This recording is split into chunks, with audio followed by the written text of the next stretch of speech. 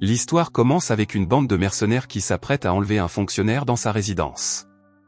Le fonctionnaire, Serge, parvient à assommer l'un des intrus avant de tenter de s'enfuir. Cependant, les soldats sont plus nombreux que lui et encerclent Serge, lui tirant dessus avec une fléchette tranquillisante. Alors qu'il s'apprête à le mettre en sécurité, le corps de Serge est inopinément traîné dans l'entrepôt par une mystérieuse silhouette. Les soldats entrent prudemment dans l'entrepôt pour enquêter, mais ils sont surpris par un assaillant inattendu. À leur grande surprise, l'agresseur s'avère être le jardinier de la famille de Serge. 6 heures plus tôt, le récit passe à l'assistant du ministre, chargé de remettre une lettre au groupe de mercenaires. Au début, tout semble bien se passer, jusqu'à ce que l'assistant soit victime d'un accident imprévu. Le personnel médical le sauve rapidement et l'emmène à l'hôpital. La scène passe ensuite au chef du groupe de mercenaires, Phébus, et à ses 2 lieutenants, Moto et Ragnar. À ce moment-là, Phébus est informé de l'accident de l'assistant et apprend que le ministre a ordonné à son groupe d'éliminer 5 fonctionnaires, dont Serge. Peu après, Serge reçoit un appel téléphonique d'un médecin, qui est un vieil ami. Le médecin informe Serge qu'il vient de soigner l'assistant du ministre suite à un accident.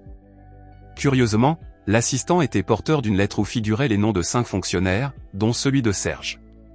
Serge, méfiant, la considère comme une liste normale.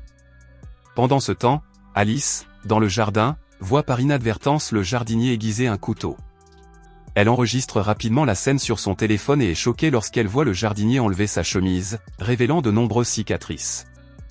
Avant qu'elle ne puisse réaliser ce qu'elle a vu, le jardinier apparaît soudainement à l'extérieur, la surprenant. Il s'appelle Léo et travaille pour la famille de Serge depuis 6 mois. La scène passe ensuite au médecin qui a contacté Serge, ignorant que Fiba et ses 2 assistants s'approchent de lui.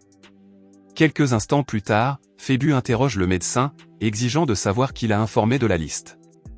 Effrayé, le médecin admet qu'il n'a parlé qu'à Serge. Fiba ordonne alors à Ragnar et Modo d'éliminer le médecin. Alors qu'il s'apprête à partir, Fiba ordonne à son assistant de rassembler ses forces et de se diriger rapidement vers la maison de Serge. Bientôt, des mercenaires menés par Phébus atteignent la maison de Serge. Profitant de l'éloignement de la maison, les mercenaires l'encerclent ouvertement. Peu après, la femme de chambre de Serge est rapidement maîtrisée à l'aide d'une fléchette tranquillisante. Ils font également irruption à l'intérieur et tirent sur Alice avec une autre fléchette. Dans la salle de bain, Serge entend sa fille crier. Il enfile rapidement un manteau pour contrôler son agitation et parvient à abattre l'un des mercenaires. Mais il finit par être maîtrisé. Alors qu'il est sur le point de se faire prendre, Léo, le jardinier, intervient et met Serge à l'abri. Dans la maison, les mercenaires contactent Fiba pour lui donner des nouvelles. Ils rapportent que Léo, le jardinier, a emmené Serge, leur principale cible. L'histoire se déplace ensuite vers Serge, qui se trouve maintenant avec Léo dans une pièce souterraine. Léo rassure Serge en lui disant que les mercenaires viennent probablement d'endormir sa famille et qu'ils ont peut-être l'intention de s'occuper d'eux ailleurs. Désespéré, Serge tente de contacter la police, mais l'internet est coupé, ce qui les laisse en plan. Bientôt, Fiba et ses 2 assistants se présentent à la maison et commencent les recherches. Dans la cave, Serge se souvient de l'avertissement du médecin concernant la liste des fonctionnaires, dont lui-même. Il finit par comprendre que lui et les autres fonctionnaires figurant sur la liste sont des remplaçants potentiels du ministre actuel.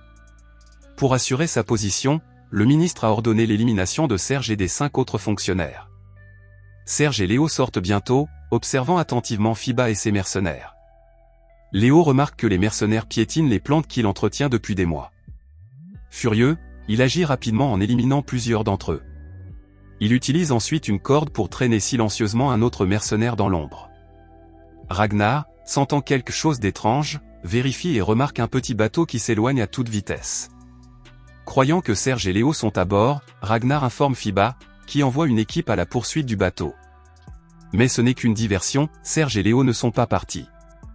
Serge demande à Léo de surveiller la porte latérale pendant qu'il cherche une issue. En entrant dans l'une des pièces, Serge découvre par hasard un enfant caché dans un conduit de ventilation, dormant paisiblement avec des écouteurs diffusant une musique douce. Alors que Serge s'apprête à quitter la pièce, 2 mercenaires lui font face. Au bon moment, Léo arrive et maîtrise rapidement ses adversaires. Peu après, Ragnar fait irruption dans la pièce, ce qui donne lieu à un combat acharné. Pendant le combat, Ragnar est brièvement distrait lorsque le garçon lui crache dessus, ce qui permet à Léo de lancer un couteau parfaitement ciblé. Léo demande à Serge de se dépêcher et de partir avant que d'autres mercenaires n'arrivent. Il se réfugie dans un hangar de la cour, où Serge commence à perdre espoir car il ne trouve pas d'issue. Soudain, Léo révèle une porte secrète menant à un tunnel souterrain. Surpris, Serge demande à Léo s'il connaît la maison et ce dernier lui avoue qu'elle a appartenu à son père, mais qu'elle a été saisie et vendue à Serge.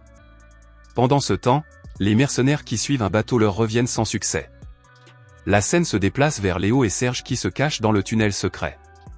Constatant que le bébé a besoin d'une nouvelle couche, Léo demande à Serge son manteau, qu'il a l'intention de transformer en couche de fortune. Pendant que Léo coupe le manteau, Serge porte un vieil uniforme ayant appartenu au père de Léo, conservé depuis 1943. Le soir, la femme de Serge et Alice se réveille, mais la femme de chambre reste inconsciente à cause du tranquillisant.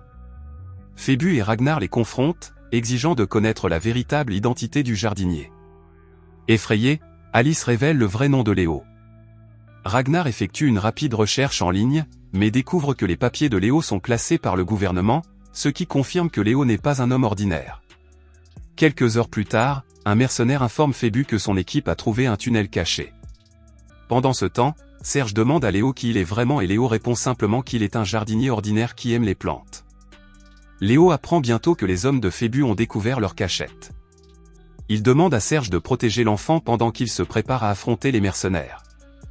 Une bataille féroce s'engage et Léo finit par se battre contre Modo, le bras droit impitoyable et chauve de Phébus. Pendant le combat, Serge tente d'aider Léo mais le frappe accidentellement avec une fléchette tranquillisante. Après avoir vaincu Modo, Léo s'injecte de l'adrénaline pour annuler les effets du tranquillisant. Il demande à Serge de se diriger rapidement vers la sortie du tunnel qui mène à la forêt. Pendant ce temps, malgré ses blessures, Modo retourne à Fiba et rapporte que le jardinier qu'ils ont rencontré est très habile et probablement un agent formé. Entendant les coups de feu, Serge et Léo contactent Fiba à l'aide d'une radio portable. Fiba les avertit froidement que toutes les 15 minutes, un membre de la famille de Serge sera exécuté s'ils ne se rendent pas. Entendant la menace de Phébus, la femme de chambre, terrifiée pour sa vie, s'empresse de dire qu'elle n'est pas un membre de la famille de Serge. Irrité par son emportement, Phébus la traîne dehors et l'exécute sans hésiter. À la radio, il déclare qu'il ne reste plus que la femme et la fille de Serge. Alors que Ragnar patrouille dans le jardin, Léo l'attaque à l'improviste, mais la présence de l'enfant empêche Léo de réagir efficacement.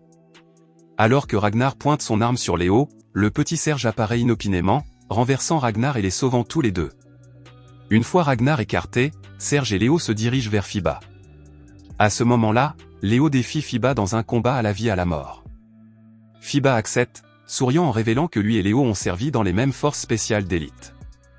Avant que le duel ne commence, Fiba avoue sa jalousie envers Léo, qui était très respecté, alors que lui était négligé. Au fur et à mesure que le combat progresse, Léo prend l'avantage et met Fiba au pied du mur. Mais alors que la victoire semble acquise, Fiba sort astucieusement un petit pistolet de sa botte et le pointe sur Léo. Léo, résigné à son sort, se prépare au pire. Soudain, un coup de feu retentit et Fiba s'effondre. Le coup de feu est tiré par Modo, qui s'est rebellé contre son patron. Léo maîtrise rapidement Fiba et l'achève. Plus tard, Léo demande à Modo pourquoi il a trahi Fiba. Modo explique qu'il a toujours respecté davantage Léo, notamment parce que ce dernier était son entraîneur à l'armée.